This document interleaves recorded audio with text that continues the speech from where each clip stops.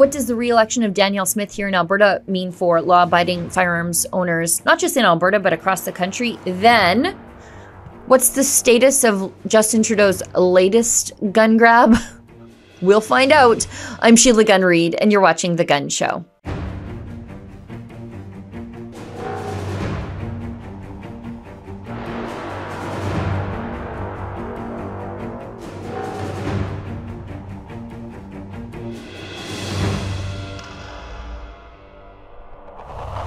Well, reports are that Justin Trudeau's latest gun grab, that's Bill C-21, it's hurtling through the Senate at breakneck speeds because the Liberals want it firmly entrenched in Canadian law before everybody goes home for their never-ending summer holidays. You see, they don't want to take the time to consider property rights, the actual impact that banning a bunch of guns would have on real crime statistics, gang violence, public safety. No. There's no time to consider those things or the impact that banning a bunch of guns would have on firearms retailers who will end up with stranded assets. Again, no time for that. We've got to get this done before we can go for our summer cottage vacations.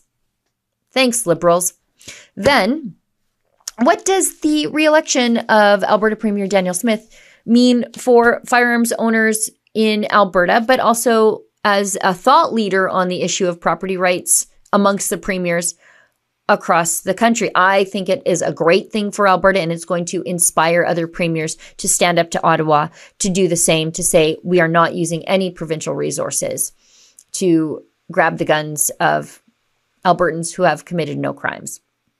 And then just this morning, as I'm recording this Tuesday morning, I see in the gun blog that the Liberals have misled the public. I know you probably can't believe it, about the cost of their gun grab compensation program. They call it a buyback program, but you can't really buy back something that wasn't yours to begin with. So this is Canadians who are caught up in the Order in Council, which banned initially 1,500, but now closer to 2,000 popular models of Canadian rifles and shotguns.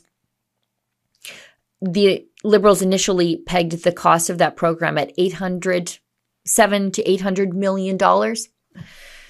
Well, according to documents obtained by the great folks at the Gun Blog, and these are internal Liberal communications, back in 2019, they pegged the buyback program at closer to $2 billion, which means, quite frankly, it's probably closer to $4 billion after you factor in all the cost overruns and government ineptitude and bloated bureaucracy. These people just can't tell the truth. Now, joining me to discuss all these issues are some men who really know what they're talking about. It's Rick Igersich. He's the national president of the National Firearms Association of Canada. And then we've got Dwayne Gorniak. He's the Alberta director of the National Firearms Association. Here's our interview. Take a listen. This free episode of The Gun Show is brought to you by Adam Sos here for Rebel News. You know, our company is growing quickly, and we'd actually like for your company to grow too. That's why this ad space that I'm speaking through right now is actually available for you to purchase. So instead of people listening to me, they could actually be learning about your company, learning about your business. If this interests you, if this is an opportunity you'd like to capitalize on, send us an email at ads@rebelnews.com.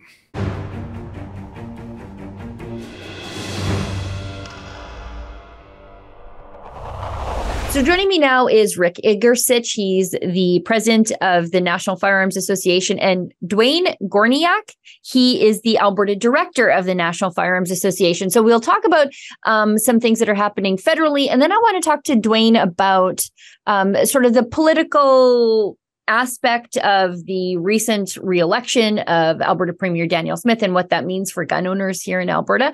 But Rick, I think I'll start with you. First of all, thanks guys for joining me. You guys are very busy. You're fighting the government. So I appreciate the time that you're taking to talk to me and update the firearms community who I think there's a strong overlap between your audiences and mine. Rick, tell us what's going on with the latest fight back against Justin Trudeau's gun grab. Thanks for having us again, Sheila. The latest gun grab, that's the best word, the best descriptor right there. What's going on right now? The SECU meetings are finished. and it is actually in second reading in the Senate. The Liberals are trying to fast track this through Parliament as fast as they can. They want to get this done before summer break. So it is in the Senate. It is in second reading. We have applied to give evidence in Senate. We haven't got a response yet. But I you know what, with a liberal leaning Senate, I don't know if we'll get a chance to give a chance or have a chance to give a statement. I'm hoping that we do. They need to hear from the firearms community. With that said, there's also the Liberals also are recreating the Firearms Advisory Board. Now, this was they had one of these in the past, and it kind of got buried. So that was one of the things that at the end of SECU that they suggested to do, to create this Firearms Advisory Board, and basically they said we're constituting the Firearms Advisory Board, and it's going to be represented by all parts of the demographic. And that I'm waiting to see. It's supposed to be a bipartisan committee, but we have applied for that also. But the chances of us getting on that, I think, are pretty slim. I think any gun advocacy group it's going to be pretty hard pressed to get on that board, and that's where we're basically at right now. They're like I say, they're fast tracking. They're trying to push it. They're creating these committees that are going to favor them. And at the end of the day, just like this whole process, the SECU and all these meetings and all this stuff we went through, everything favored them at the end of the day. The only good thing about it was that our people prolonged it, and I think if they can keep doing that and get it closed for the summer. And right now, our best bet is an election. Like I've said before, we need an election. We need to get rid of this government. And I think hopefully things will get more unstable than they are in Ottawa, and there'll be an election call. But we're hoping that's what happens. And from my end, that's where we're at right now. Yeah, I mean, the Liberals are not against stacking the deck against their political enemies, as we've seen with David Johnston, Justin Trudeau's family friend. And friend to China, being appointed to investigate Justin Trudeau's ties to China and foreign influence peddling in Canada. So, yeah, it's nothing new that they would stack this advisory board full of social justice activists, doctors against gun violence, feminists, but you won't see Olympic sport shooters. You won't see industry advocates. You won't see advocates for the firearms community on there, I think, in any real capacity whatsoever. No, and and that's the game they play. Like I say, we need a government change, and we need it quick. I want to ask Dwayne. I'll bring you into the conversation here since you're waiting there so politely. But I saw the other day that the Liberals have declared a national day against gun violence, as though there's anybody for gun violence except the gangsters. What do you think of this just shameless virtue signaling? It's what the Liberals always do. They have to put a label on something, and it's always divide and conquer. And we've talked about this in the NFA, and we're thinking about a new campaign called Anti-Violence 365. Our whole society should be anti-violence, 365 days a year. And the Liberals have to paint everything as the term gun violence. And, we have the stance of there's no such thing as gun violence. It's just violent and criminal behavior, period. And the problem with the Liberal system is that they're actually creating it. We call them a farming industry. If you can picture the courthouse as a combine, and the police are taking the criminals and they're dumping them into the combine, during harvest. And then the judges and the lawyers and the bureaucrats process these criminals, and then they punt them right out the front door back onto the streets. So I can't call it a justice system anymore. It's a catch and release legal industry. And that's how I envision that, and it's unfortunate for the police, because the police are getting to the point where I have a lot of personal friends that are police officers, and they're so frustrated with it because it doesn't matter how much they do their job. The Liberals are turning their job into a meaningless situation with their way of doing that. And again, it should be just anti-violence, period. That's how I look at it. So. Yeah, there's a lot of demoralization in police services across the country, not just the RCMP, but our local municipal police forces. And a lot of it has to do with the catch and release system that we have here in Canada, the flawed bail system, and then the wrongful targeting of the friends and neighbors of police officers as criminals. And there's, like this National Day Against Gun Violence. It's sort of meant to pit the firearms community against anybody else who, to paint the firearms owning community as people who are quite possibly for gun violence. It's all very strange. It's like why don't you just go and make murder triple illegal while you're at it? Maybe the criminals will listen then. Go ahead. So are we going to have a national anti-murder day? It's crazy how they label everything. And you're exactly right, Sheila, how they're going to actually paint us, all three of us here in this interview and discussion. It's going to go against us, and it's not going to do anything against the gangs.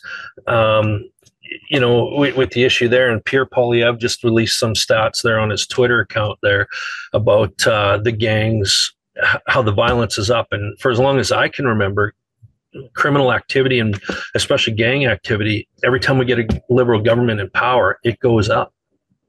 Yeah.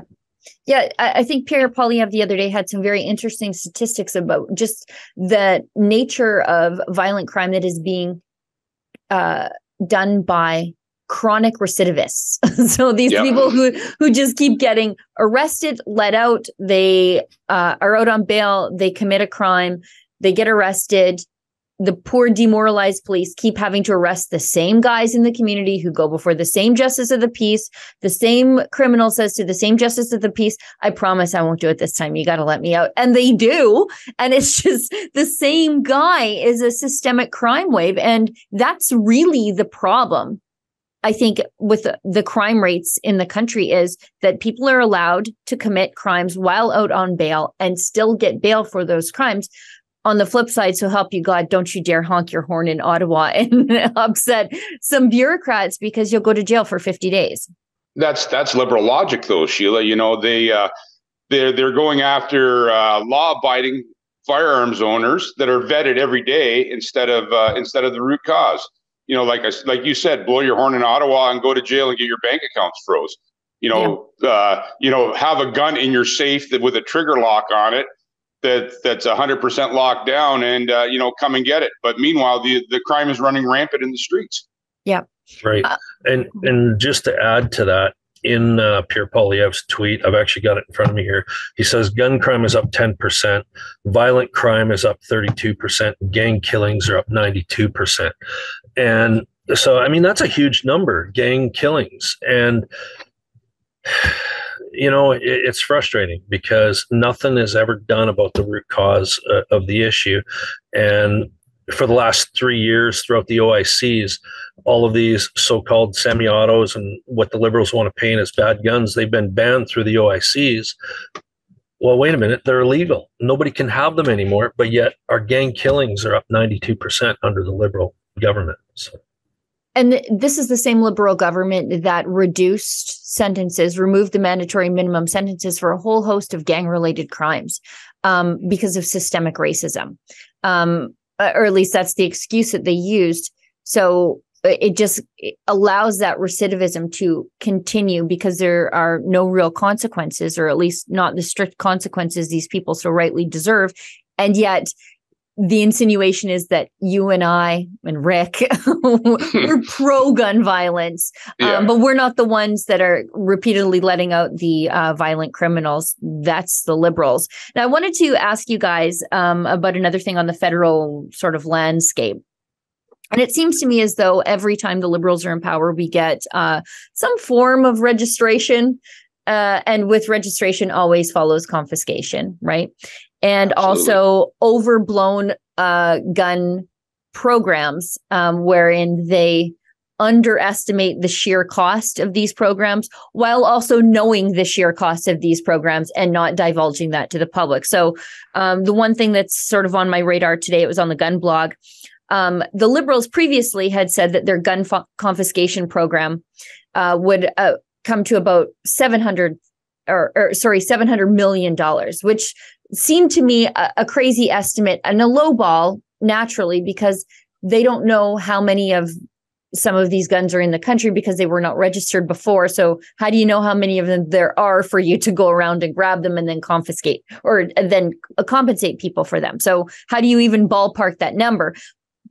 But even with that being said, Liberal internal documents estimate the gun grab confiscation costs at $1.8 billion, and that was back in 2019 in some briefing notes. So they're telling the public it's $700 million to confiscate the lawfully acquired property of completely lawful people. But even their own internal numbers peg this at closer to $2 billion, which to me means 4. Yeah, you hit the nail on the head there. What they're doing, they, like you said, they do not know how many of those firearms are out there. So, of course, they put some plans into action, and one of them is the one we talked about before, where they've got industry groups actually going from, with lack of simpler terms, gun shop to gun shop to see what they've got there, so they can report back to the government. And at the end of the day, I don't still believe there's going to be a buyout. Our country can't afford a $2 billion 1.7, which is probably going to end up being $3 billion the way things are going. They can't afford that, and they can't afford to pay these people that kind of money. But they're definitely on an information gathering scheme right now. And I think as this I don't know how much of this information is going to come in. I've talked to a lot of people about this, and people, unless they're absolutely directed by law to give that kind of information out, they're not going to give it out, is what I've been hearing. And, the numbers are going to be skewed anyway, but I still think it's going to reach far into the billions. Yeah, I think we're looking at probably close to double. Everything the government touches costs more money than it should. Look at the Trans Mountain Pipeline. Just everything they touch just turns to overblown budgets. I guess the point of all of this is it's completely unnecessary. It will do nothing to alleviate those increases in gang killings that Dwayne just told us about.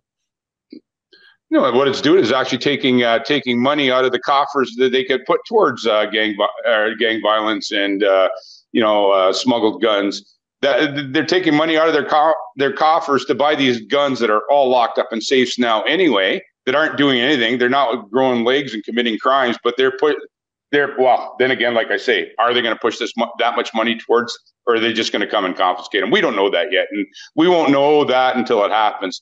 But even the money that they're wasting coming up with these schemes, paying these people to do this, that could all be put towards gang violence and smuggled firearms, which is the root of the problem, and that would definitely be better than basically wasting taxpayers' money.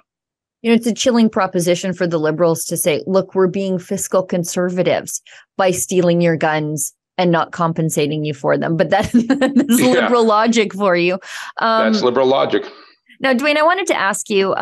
We'll move into sort of the ramifications of the Alberta election here. Danielle Smith, our newly elected, given a brand new mandate to lead Premier. She's very pro firearms community and anti gun grab. She has said that our RCMP will not be asked to do Justin Trudeau's bidding and go around door to door, kicking in the doors of friends and neighbors and confiscating their firearms. Do you think that is something that is going to hold true? I do. Now, I guess some of the things I'm about to say are of my opinion and not the NFA. So that's why you're here. So I'm very, very involved in the conservative movement in Alberta, and I used to sit on the original Wild Rose board. And yes, when Danielle Smith crossed the floor and all that, she definitely made a big mistake. But with that said, most politicians of her stature never get a second chance like that. And she's profusely apologized for it. There were some internal things going on in the Wild Rose Party at that time that, made her cross the floor. And I truly believe, her when she apologized to us and said she will not make that mistake again. So with that said, she's it's do or die for her, and I think she's going to do it just fine. I think she's actually going to be a great leader for us. With the gun grab, she's obviously going to move forward on the situation with taking less power away or authority away from the RCMP. And Saskatchewan's doing the same thing too. They're just doing it a little more quietly than Alberta is. Alberta's just being a little more vocal about it. So they're implementing new procedures and legislation or guidelines, I guess you'd say. For any person that come in and confiscate a firearm, they have to be licensed by the Alberta government. And if the RCMP and the Liberal government truly had their way and they come in and confiscate firearms, they're only going to confiscate it from grandparents and people like me. And again, that 92% crime or gang-related violence increase is still going to go on just fine. It's just they're going to be taking grandpa's guns away, and they're going to be removing family heirlooms. And this is what Danielle Smith is going to try and stop, and so is Scott Moe. I think they're on the right track, and just got to keep going that way. And they're definitely leading the way in that movement. So I want to ask you how. Now, I like her, Terry Bryant, our chief firearms officer. We kicked out Justin Trudeau's here in Alberta and brought in our own, who is someone who actually knows something about firearms.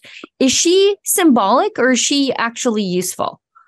I'll answer that. I talk to Terry. I want to hear from both of you. Yeah. Yeah. I hear from Terry all the time, and we're in contact all the time. She is in touch with us, and no, she's not symbolic. Terry has one of the biggest collection of Japanese firearms probably in North America. She's a shooter. She's a gun person, and she is all about gun rights. There's absolutely nothing symbolic there, in my opinion. And I agree with Rick on that. Terry, I've known Terry for a very long time through the Calgary gun shows. I'm also the president of the Vermilion Gun Range, so the Vermilion Gun Club. And Terry has been down at our gun club and taken interest in our Cowboy Action Shoot.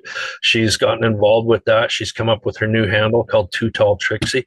So, Terry's just a genuine person. She's amazing. She's probably the best thing that's happened to us ever in this gun community throughout the whole country.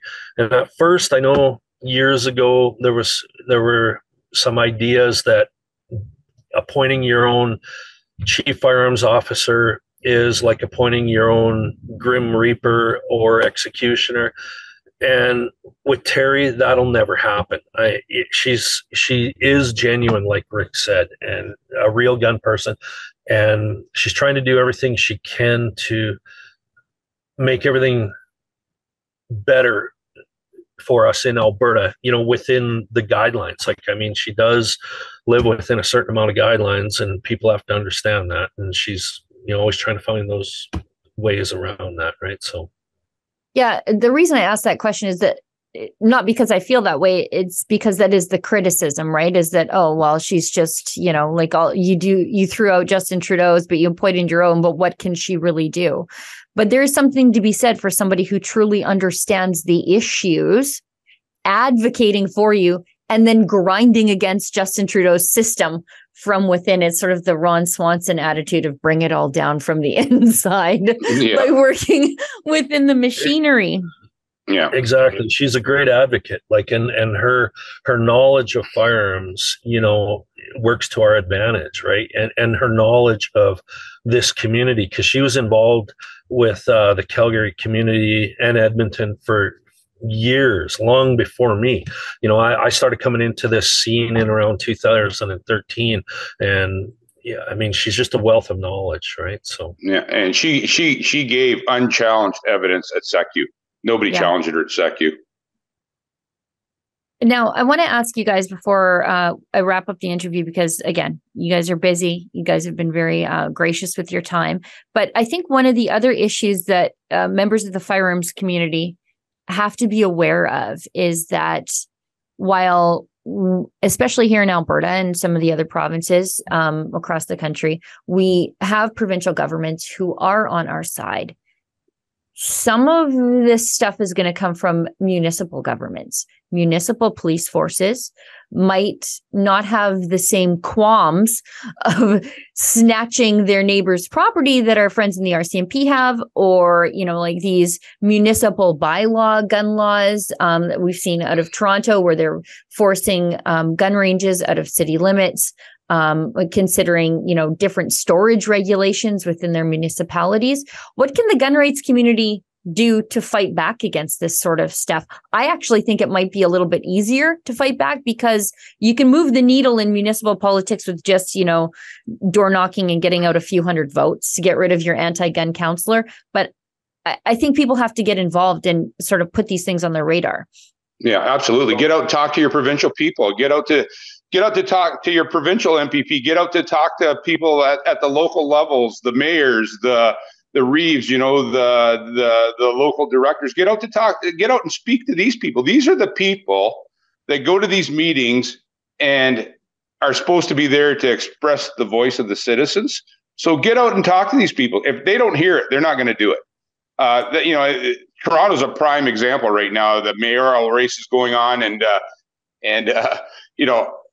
the mayor makes a lot of decisions. The mayor of Toronto is definitely politically motivated. It's going to be a Liberal mayor. There's no doubt about that.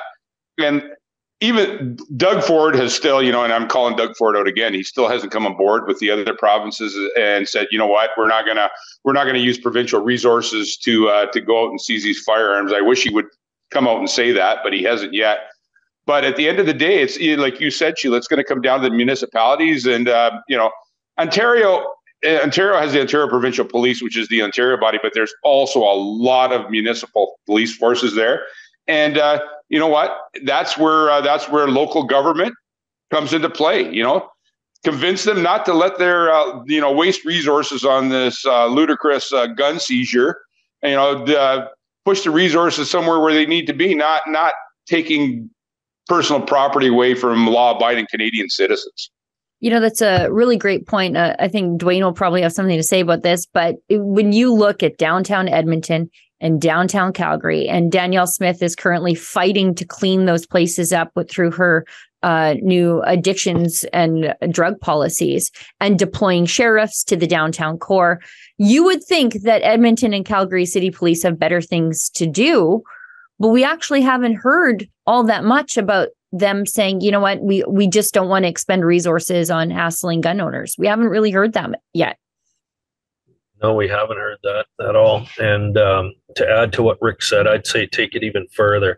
Don't just talk to your MLAs and MPs and things like that. Get involved. Join your EDA boards. Get involved, because this country is led by those who show up to the meetings. And that's the problem we see in Edmonton, especially. You look at that city. I mean, there's a reason we call it Redmonton. And I'm not shy to say it. I consider them very uneducated on firearms and the culture that we are. And they just automatically are brainwashed into believing what Trudeau and the NDP have been saying, that, it's guns, it's guns, it's guns. It's not. It's gang-related violence. So get involved in your EDAs, become a town councillor, even in small town communities all throughout Alberta, become a councillor. It's the councillors. It's not always just the mayor. A lot of times it's the councillors, and the mayor will break the tie in it, right? So become a councillor if you're in a small town, even Edmonton, like run for it, make a difference. Because right now the people that are involved in that are very misguided on what the real issue is. And most of us out on the ground, we can see it plain as day, right? Yeah, and I think sorry, go ahead. Sorry, Sheila. No, please. Convince your local government this is more than a firearms issue. This is a personal property issue. Approach them like that. Tell them that this is about their personal property. And I think that's where the misunderstanding is. Everybody's focused on that narrow. Well, this is the gun, bad gun. You know what? This is more than that. This is personal property. I think and that's what we do at the NFA. We explain to people this is more than just about your firearms. This is about your personal property that you worked hard for, to buy, pay taxes on, to support Canada, and now they're coming and seize it. I think the approach needs to be focused on personal property instead of just this liberal definition of a firearm. And I'm also very eager to see how Danielle Smith's addictions treatment policies, where we have a recovery focused system here in Alberta, and we will come snatch you with a butterfly net if your family says you're violent, and we're going to stick you in treatment, which is vastly different than what's happening in British Columbia. And I'm interested to see the tie-in between what we're doing here to cut the gangs off from their customers by getting their customers clean, what that's going to do to alleviate the cycle of violent crime here in Alberta, because we know that there is just a vicious circle of gang violence, gun crime, addictions, and it just goes round and round and round. So if we can at least intervene to break the addictions part of it, what impact that will have on the rest of it. And luckily enough, we have a province right beside us who's doing something completely opposite, by which we can measure ourselves. Yeah, for sure. And that, the way British Columbia is going is simply, I can't believe they're doing what they're doing. But you know what? If you want to give drug users more drugs, to solve the problem, I can't understand the reasoning behind that. But you're right, Sheila. You're right. The addiction part of it, and that comes into play a lot because these drugs have to come from somewhere. And, it goes down to, clamp down, take this money that they want to spend with on firearm seizure, take it and shift it towards addiction, shift it towards the smuggling of these drugs coming over the border. Yeah. That's where the money needs to be spent. But the Liberals seem to be having a real hard time understanding that, and their easy way out, and this is Liberal logic again. We'll take the easiest way out, to give us the best benefit at the election. So that it's a classic Liberal thing again. Well, they can't seem to understand that the same people trafficking in illegal drugs are the ones trafficking in illegal guns and making our communities less safe. They're the same people causing the social scourge. And yet, as we've been saying since the beginning of this, they seem to be focusing on the three of us and our friends. Absolutely. Yeah. Yeah, for sure. And I don't think they're going to change direction. I just hope that the CPC continues in their direction. And like I say, again, we need an election. Now, Dwayne, what are we up to in Alberta? What are you guys at the NFA doing these days? Trying to get out everywhere. I know. I'm spread so thin. I apologize to everyone that I'm not everywhere I should be. It's just hard to do that. But like Rick said, it's about education. It's about awareness, and especially getting into the cities. Like I find there's so many people that have a misconception of our gun culture and what it really is. And I was corrected on it a couple of years ago by Terry Bryant as well, and some of her employees, about the amount of gun owners, rural versus urban. And there's actually a lot of gun owners in Calgary and Edmonton as well. And you got to remember, a lot of these people come from the country and they've moved to the cities to work for a living. And they still come back out to the country and visit us. We have a lot of members now that are still from Edmonton, that are originally from the Vermilion, Wainwright area. But rural people are educated. It really is the city people that we have to educate. They're in their own little world, their little bubble there, where they do have so much gang-related and organized crime going on that they have to learn not to paint us with the same brush. We actually stand with them on getting rid of violence. Like I said, anti-violence 365 is really what it should be. it's so we're trying to do what we can, try to get there. Rick and I've talked about, we did a few things with the NFA, always called on the road with the NFA, and we've got to get back to doing that. We've been working more on going grassroots again in the NFA, getting off the world stage with the WFSA. We found the WFSA is starting to really go, cooperate a little bit with the governments over in Europe and things like that. And they're not helping us anything at all here in North America. So grassroots, we've got to get out there, get to the ranges, get to the city events, and just keep plugging away at it and educate these people. And unfortunately, mainstream media doesn't help us with that either. They don't want to listen to us. They don't want to get our voice out at all.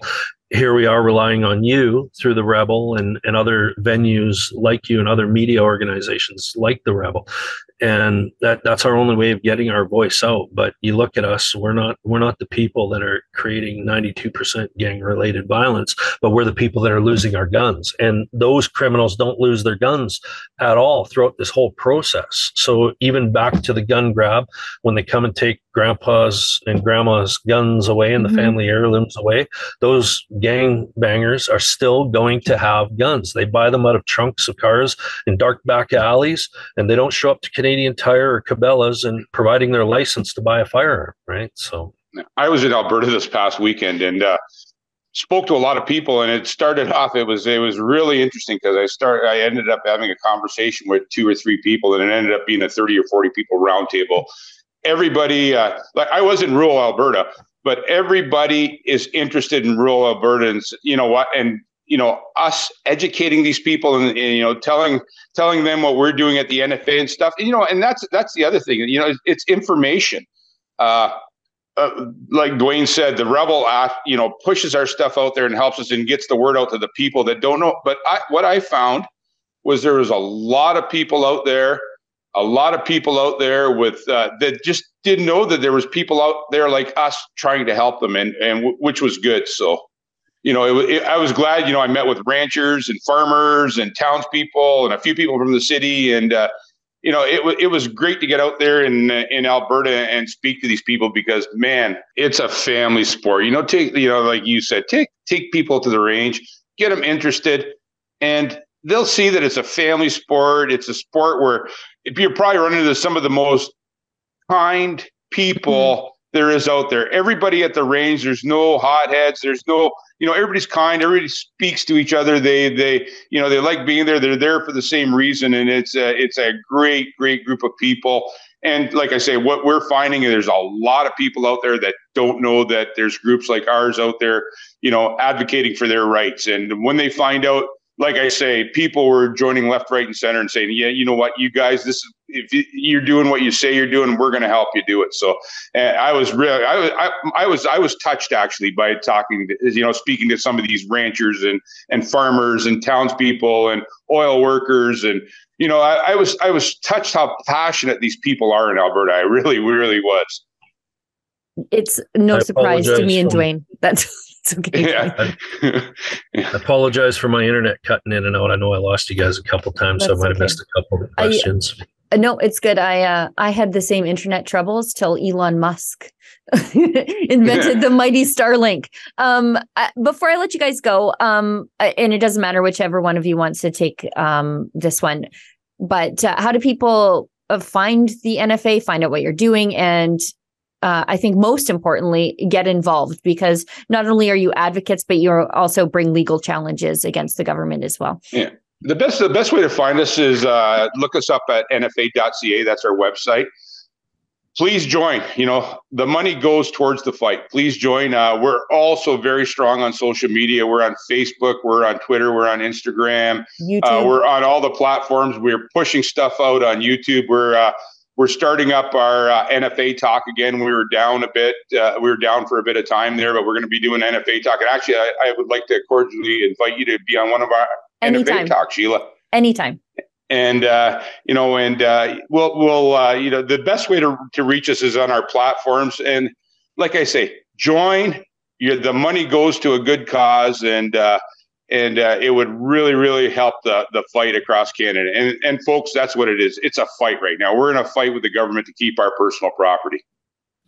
Well, gentlemen, thank you so much for taking the time to come on the show. And we'll have you back on again, both of you, very, very soon. And I think we're probably going to talk sooner than you think. All right. Thanks, Sheila. All right. Take care, Sheila. Thanks, guys. This free episode of The Gun Show is brought to you by my mug. I know. It's pretty cool. So is this hoodie I got on, and you could have it on too if you check out our special website at rebelnewsstore.com. That's where you can see Freedom Focus hoodies that we have for you, beanies, cell phone cases, you name it, all while supporting our journalism, where we fight to bring you the other side of the story, as opposed to, being forced by the Trudeau government to fund leftist media out of your taxes. The truth is, without you and your generosity, there is no Rebel News. So again, if you like the reports that we bring you and that we also fight for freedoms in Canada, please consider doing some shopping, picking up some swag at rebelnewsstore.com. We appreciate your support.